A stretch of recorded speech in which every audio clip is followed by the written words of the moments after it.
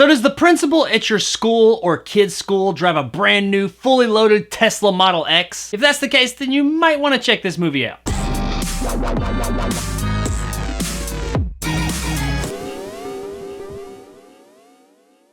Bad Education stars Hugh Jackman, Allison Janney, and Ray Romano. This is based on the mostly true story of Frank Tassone, played by Hugh Jackman, which is who we follow for the majority of this film. Frank is the beloved superintendent of a New York State school district that under his leadership has rose to great prominence. Frank's like the greatest superintendent ever. He's like over all these different schools, and he just remembers everybody he's ever come in contact with. He knows a ton of the kids. He remembers their faces, their names, what they want to do with their lives, what they're interested in. I mean, just everybody loves it. And he is a really likable guy, and you could tell that he actually does care. It seems like he wants to get his school district to #1, not just for some type of fame or anything, but because it would be best for the kids there. I'm not gonna lie, I really wasn't too hyped about seeing this movie. I had a pedestrian knowledge of what it was about. I vaguely remember them talking about this incident when it happened back in the early 2000s. Well, I had heard good things about the movie and all the performances and all that, and I was pretty sure, yeah, that was all true. There was just nothing about it that said, hey, I just gotta see this movie right now. And that's the kind of movie this is. There's nothing about it on face value that makes you say, I just gotta see it. But once you do, you are really happy that you did. Because Bad Education is a supremely interesting, intriguing, great story. If you're not aware of the situation that this movie's based on, I don't really want to ruin it for you, because not having any idea of what was going to happen would make the experience even better. Let's just say that not everything that's going on in the school district is kosher. There's some people doing some shit that they shouldn't be doing. This is a slower movie. Not boring, but slow. It does take its time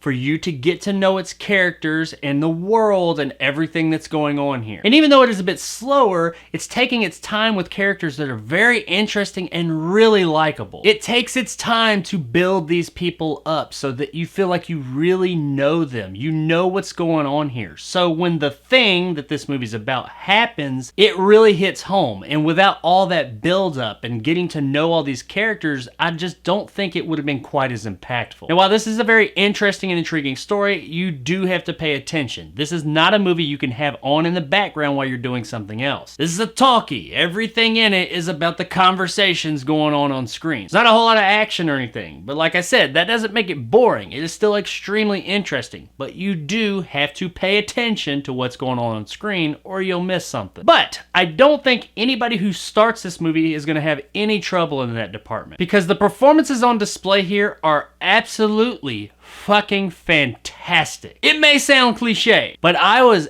absolutely riveted by Jackman's performance from beginning to fucking end of this movie. He transformed into this character. A lot of the times when I see Hugh Jackman in a movie, I see Wolverine. I can't help it. He does a great job in a lot of movies, but I just can't help it. That character is so iconic to him that when I see him, I'm just like, oh look, it's Wolverine. But not here. Here he is 100% convincing as this character. And man, does he act his fucking ass off. I don't think it's really a surprise that Jackman does a good job here. I mean, he typically does a pretty good job in everything he's in. However, this is a league of its own. I know it's a little early in the year. I mean, not really, it's like May. But this is legit an Oscar caliber performance. And if he doesn't show up at least as a nomination at this year's Oscars, I call bullshit. But he's not the only one. Everybody here does a fantastic job. Like, there's no bad performances. There's not even okay performances. Everybody is great. Ray Romano, where the fuck's that guy been? Alex Wolff, Geraldine Fasfaro, everybody does a great job. But as with Jackman, Allison Janney does a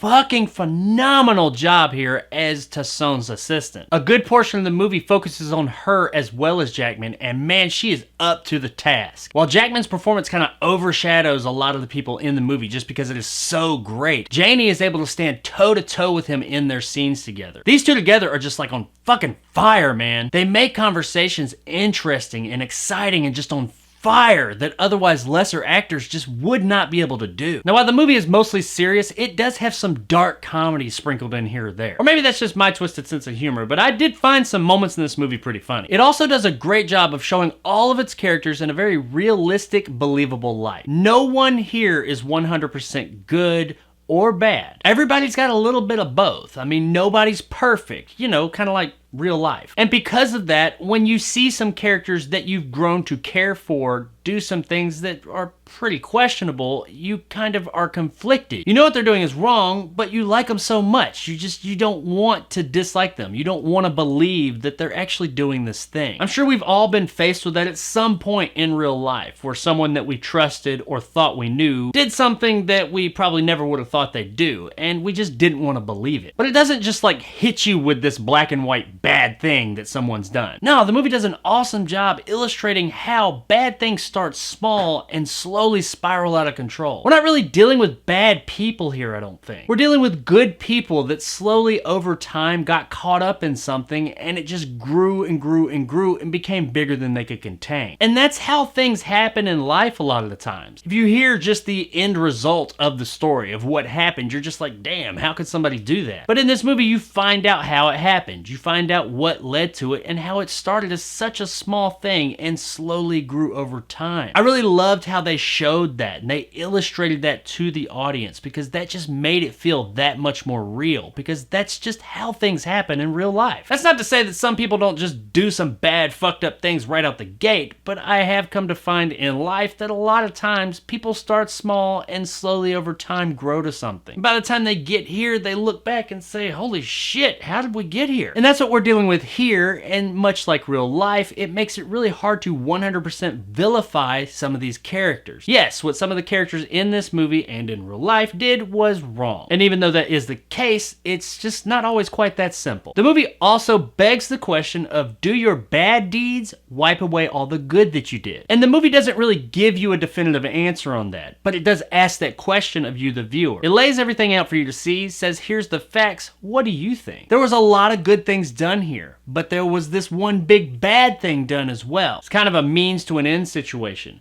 Does this bad thing outweigh all the good, or vice versa? Or maybe it's just what it is. All the good stuff is still good, but you know what? You still did this really fucked up thing right here. I don't know, that's your decision to make upon watching the movie. This was a great movie that I honestly just wasn't looking forward to watching. But I'm really happy that I did, because Bad Education was a damn good movie and absolutely worth a rent. This is a great movie that I totally recommend everybody see. And the only thing that kept it from worth a buy was its rewatchability. I mean, it's great, but once you've seen it, and there's not really much of a reason to watch it again. But that first time is gonna be a great watch. So there it is, guys, my review of Bad Education. If you enjoyed and want more content like this, hit that subscribe button and help my little channel grow. If you like what I had to say, give me a thumbs up. If not, let me know in the comments below why. And as always, stay sexy, Rosalind. There's no excuse for it. Well, the sociopathy.